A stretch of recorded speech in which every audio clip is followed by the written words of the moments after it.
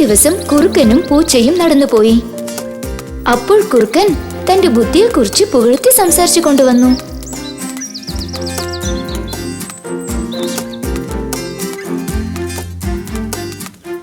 ഞാൻ എപ്പോഴും എന്തിനും തയ്യാറായിട്ടുണ്ടാവും.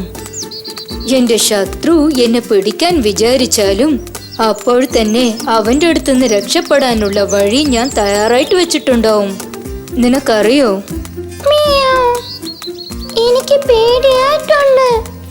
എനിക്ക് ഒരു വഴി മാത്രമേ അറിയൂ.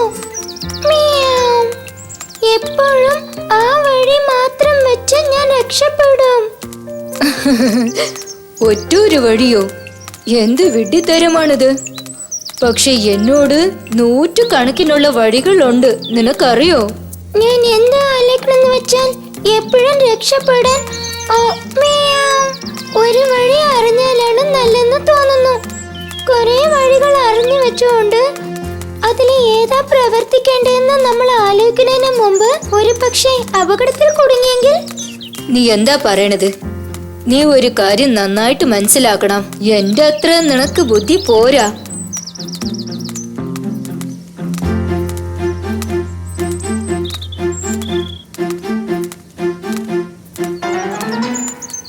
അതിനുശേഷം വഴിയിൽ വന്ന നായ്ക്കൾ അതിനെ കണ്ട് ഒച്ച വെക്കാൻ തുടങ്ങി. അപ്പോൾ അടുത്തുണ്ടായിരുന്ന മരത്തിന്റെ മുകളിലുള്ള കൊമ്പിൽ കയറിയിരുന്ന പൂച്ച പറഞ്ഞു,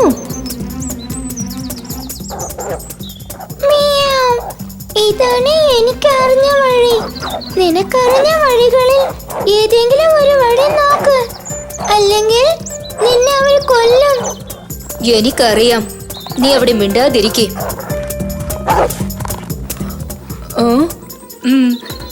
ഇവിടെ നിന്ന് ഓടിപ്പോയി ഏതെങ്കിലും പൊന്തയിൽ ഒളിക്കാം, അല്ലെങ്കിൽ ഏതെങ്കിലും കുണ്ടിൽ ഒളിക്കാം.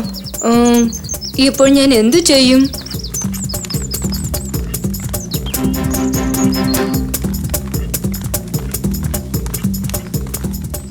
എന്റെ ദൈവമേ, എല്ലാം ഒന്നിച്ചു വരുന്നല്ലോ.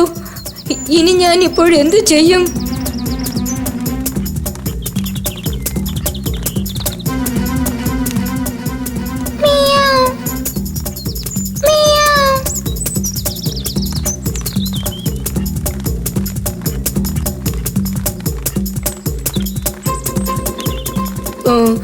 കുണ്ടിൽ ഒളിക്കണമെങ്കിൽ ഈ ഭാഗത്തേക്ക് പോകണം.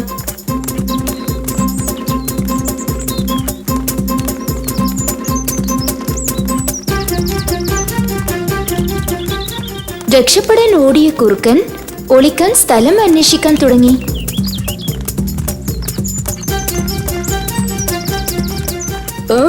എന്താ ഇത്? ഇല്ലല്ല, ഇത് വളരെ ചെറിയ കുണ്ടാണ്. ഇത്ര ആഴമുള്ള കുഴിയിലേക്ക് എന്നെ കൊണ്ട് ചാടാൻ വെക്കില്ല. എന്താ ഇത്? ഈ കുഴി വളരെ വലുതാണല്ലോ. ഈ കുഴിയിൽ ഞാൻ ഇറങ്ങിയെങ്കിൽ എന്റെ പുറകിൽ തന്നെ നായ്ക്കളും ഇറങ്ങും.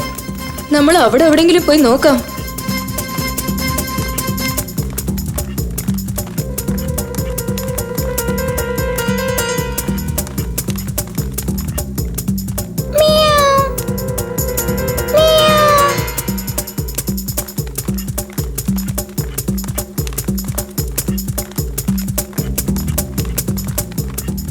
പക്ഷേ അപ്പോഴത്തേനും സമയം കടന്നിരുന്നു.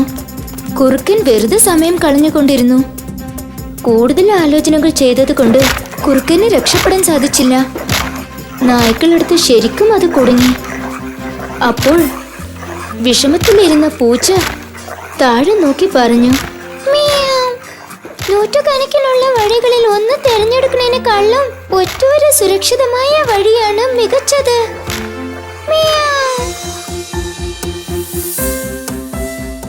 കുട്ടികളെ, ഇതിന് നിങ്ങൾക്ക് എന്ത് മനസ്സിലായി? നൂറ്റുകണക്കിലുള്ള വഴികളെക്കാളും ഒറ്റ ഒരു വഴിയാണ് നല്ലത്.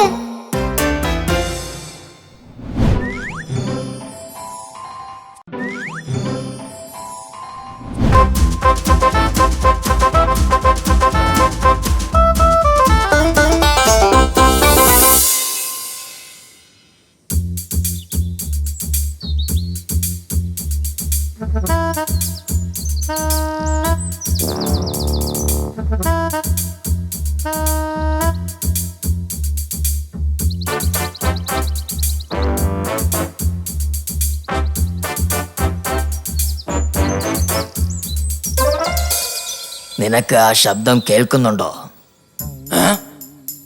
ഇല്ല, എനിക്കൊരു ശബ്ദവും കേൾക്കുന്നില്ല.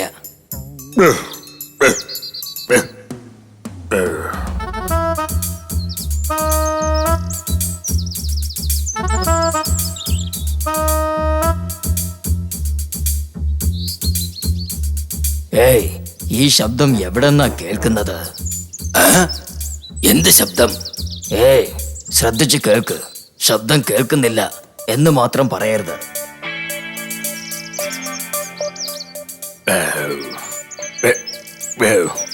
ഓ, അതോ, എനിക്കും കേൾക്കുന്നുണ്ട്. എന്റെ വയറ്റിന്നാ വരുന്നത്. എനിക്ക് വിശക്കുന്നു. ഇനി ഒന്നും ചോദിക്കണ്ട.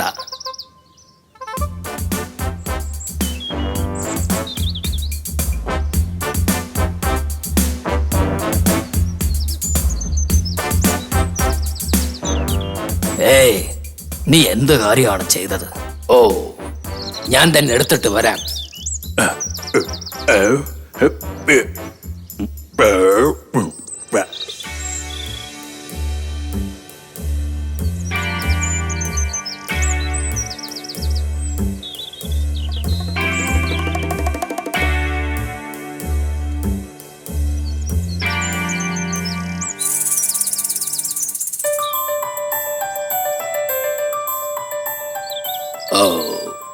ഇത് കണ്ടോ?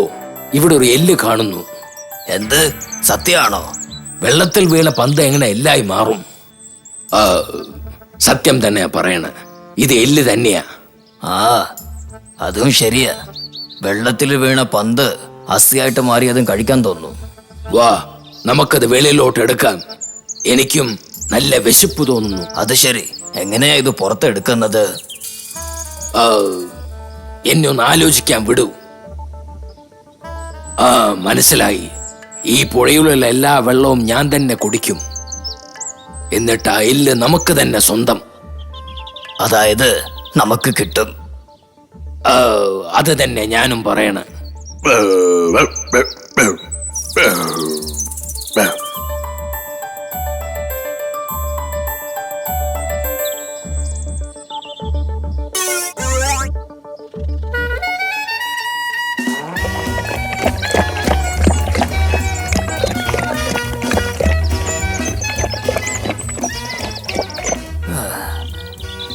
ഇതില് കൂടുതൽ വെള്ളം എനിക്ക് കുടിക്കാൻ പറ്റില്ല. നിർത്തണ്ട, കുടിച്ചുകൊണ്ടേയിരിക്കെ. കുടിക്കെന്ന് പറഞ്ഞാ എങ്ങനെ കുടിക്കും? ഇനിയും കുറെ കുടിക്കണം. കാര്യങ്ങൾ ഇത്രയും കൊള്ളാമെന്ന് ഞാൻ വിചാരിച്ചില്ല. എന്നോട് ക്ഷമിക്ക്.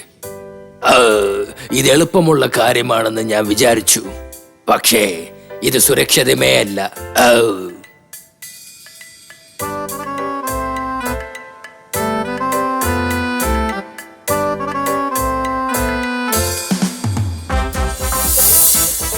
ഇവിടെ നോക്കൂ കുട്ടികളെ, എന്ത് പണി ചെയ്യാണെങ്കിലും അത് നമ്മളെ കൊണ്ട് സാധിക്കുമോ സാധിക്കൂലേ എന്ന് നന്നായി ആലോചിച്ച് വേണം ചെയ്യാൻ.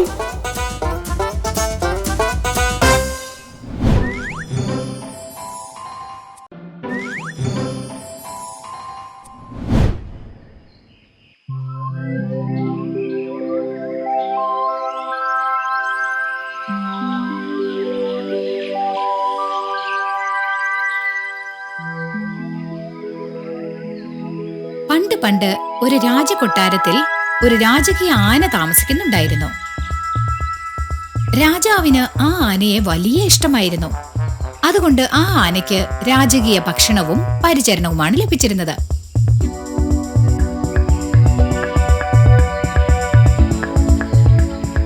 ആനപ്പന്തയുടെ അടുത്തുള്ള ഒരു കൂട്ടിൽ ഒരു നായയുണ്ടായിരുന്നു.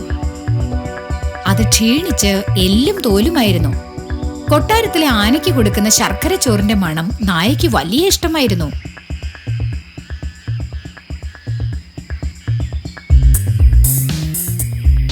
ഒരു ദിവസം നായയ്ക്ക് ആ ചോറിന്റെ മണം കേട്ടിട്ട് ഇരിപ്പുറച്ചില്ല. അതൊരു വിധത്തിൽ ആനപ്പന്തിയിലേക്ക് നുഴഞ്ഞു കയറി.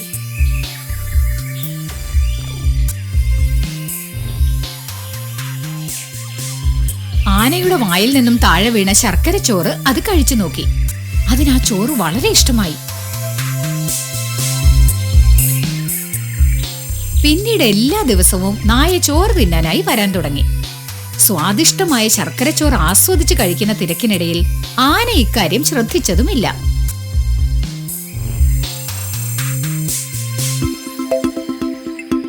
പതുക്കെ പതുക്കെ ആനയുടെ ചോറ് കഴിച്ച് കഴിച്ച് നായ തടിച്ചു കൊഴുക്കാൻ തുടങ്ങി. ഇക്കാര്യം ആനയുടെ ശ്രദ്ധയിൽപ്പെട്ടു.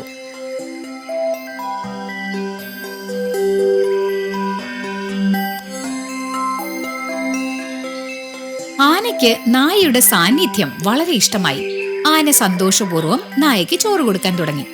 രണ്ടുപേരും ഒത്തൊരുമിച്ച് കളിച്ചു നടന്ന് അവർ നല്ല ചങ്ങാതിമാരായി മാറി. ഊണിലും ഉറക്കത്തിലും കളിയിലുമെല്ലാം അവരെപ്പോഴും ഒന്നായിരുന്നു. പരസ്പരം കണ്ടില്ലെങ്കിൽ രണ്ടിനും വിഷമം തോന്നുമെന്ന അവസ്ഥയിൽ എത്തിച്ചേർന്നു. വളരെ അടുത്ത സുഹൃത്തുക്കളായി മാറിയ രണ്ടുപേർക്കും പിരിയാൻ ഒട്ടും ആഗ്രഹമില്ലായിരുന്നു. ഒരു ദിവസം ഈ കാഴ്ച കണ്ട ഒരാൾ ആനപ്പാപ്പാനോട് ചോദിച്ചു, ആ നായെ എനിക്ക് തരാമോ? അതിന് ഞാൻ എന്ത് വില തരണം? നായ ആനപ്പാപ്പന്റെ സ്വന്തമല്ല. എന്നിട്ട് പോലും അയാൾ അതിനെ വിറ്റ് പണം വാങ്ങിച്ചു.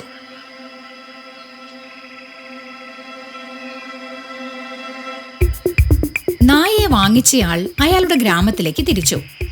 ആ ഗ്രാമം ഒരുപാട് ദൂരെയായിരുന്നു. ഈ സംഭവത്തിന് ശേഷം കൊട്ടാരത്തിലെ ആന വളരെ സങ്കടത്തിലായി.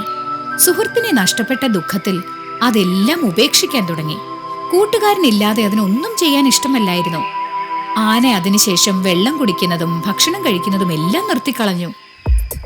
ഒടുവിൽ ആനപ്പാപ്പാൻ ഈ കാര്യങ്ങളെല്ലാം രാജാവിനെ ധരിപ്പിച്ചു.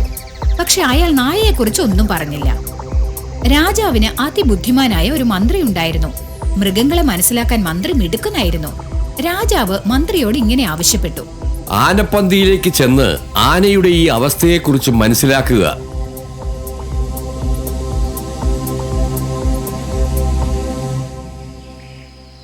ബുദ്ധിമാനായ മന്ത്രി നേരെ ആനപ്പന്തിയിലേക്ക് ചെന്നു. ആന വളരെയധികം വിഷാദത്തോടെ ഇരിക്കുന്നത് മന്ത്രി കണ്ടു. ആനയെ കണ്ടതിന് ശേഷം മന്ത്രി ആനപ്പാപ്പാനോട് ചോദിച്ചു: ആനയുടെ ആരോഗ്യത്തിന് ഒരു കുഴപ്പവുമില്ല, പിന്നെന്തിനാ ഇത്ര വിഷമിക്കുന്നേ? ഈ ആനയ്ക്ക് വിഷാദ രോഗം ബാധിച്ചിട്ടുണ്ട്. മിക്കവാറും അതിന് അടുത്ത കൂട്ടുകാരന് നഷ്ടപ്പെട്ടിരിക്കും. ഈ ആനയ്ക്ക് വളരെ അടുത്ത ചങ്ങാതിമാരാരെങ്കിലും ഉണ്ടായിരുന്നോ? ഈ ആനയോടൊപ്പം ഊണിലും ഉറക്കത്തിലും കളിയിലും വിട്ടുപിരിയാത്ത ഒരു നായ ഉണ്ടായിരുന്നു. ഏതോ ഒരു അപരിചിത 3 ദിവസം മുമ്പ് ആ നായയെ കൊണ്ടുപോയി. എവിടെയാ നായ? എനിക്കറിയില്ല. മഹാരാജാവേ, അങ്ങ് എന്റെ അഭിപ്രായം ചോദിച്ചിരുന്നല്ലോ. കൊട്ടാരത്തിലെ ആനയ്ക്ക് യാതൊരു അസുഖവുമില്ല. അതിന്റെ അടുത്ത ചങ്ങാതിയായ നായയെ നഷ്ടപ്പെട്ടതിലുള്ള ദുഃഖമാ അതിന്. ആ നായ ഇപ്പൊ എവിടെ ഉണ്ടെന്ന് അറിയാമോ? ആനപ്പാപ്പാൻ പറഞ്ഞതനുസരിച്ച് ഒരു അപരിചിതൻ നായയെ കൊണ്ടുപോയത്രേ. പക്ഷെ ഇപ്പോൾ അത് എവിടെയുണ്ടെന്ന് അയാൾക്ക് അറിയില്ല. ആനയുടെ ചങ്ങാതിയെ കൂട്ടിക്കൊണ്ടുവന്ന് അതിനെ സന്തോഷിപ്പിക്കാനായെങ്കിൽ ഉത്തരവിട്ടാലും മഹാരാജൻ, കൊട്ടാരത്തിലെ നായയെ കൊണ്ടുപോയവർക്ക് തക്ക ശിക്ഷ കൊടുക്കണം. അതാണ് ഒരു മാർഗം. പിന്നെ ആരും ആവർത്തിക്കില്ല.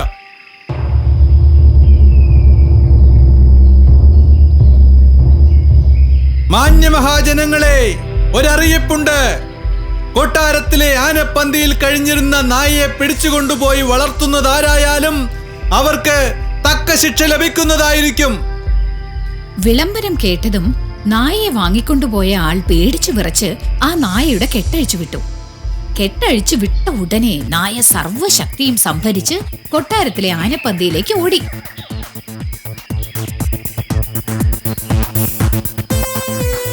നായയെ കണ്ടതും ആന വളരെയധികം സന്തോഷിച്ചു. നായയെ മുതുകിലേറ്റി ആന സന്തോഷം പ്രകടിപ്പിച്ചു. നായ അരികിലെത്തിയതും ആനയുടെ കണ്ണുകൾ സന്തോഷം കൊണ്ട് തിളങ്ങുന്നുണ്ടായിരുന്നു.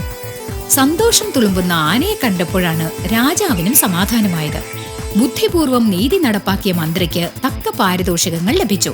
അതിനുശേഷം ആ നായയും ആനയും കൂട്ടുകാരായി സന്തോഷത്തോടെ ജീവിച്ചു വന്നു. പ്രിയപ്പെട്ട കുട്ടികളെ, ഈ കഥയിൽ നിന്ന് നിങ്ങൾക്ക് എന്താണ് മനസ്സിലായത്? ആനയും നായയും എത്ര നല്ല സുഹൃത്തുക്കളാണെന്ന് കണ്ടില്ലേ? അതാണ് സൗഹൃദം. ഓരോരുത്തരുടെയും ജീവിതത്തിൽ ലഭിക്കാവുന്ന അമൂല്യ ബന്ധമാണ് സൗഹൃദം.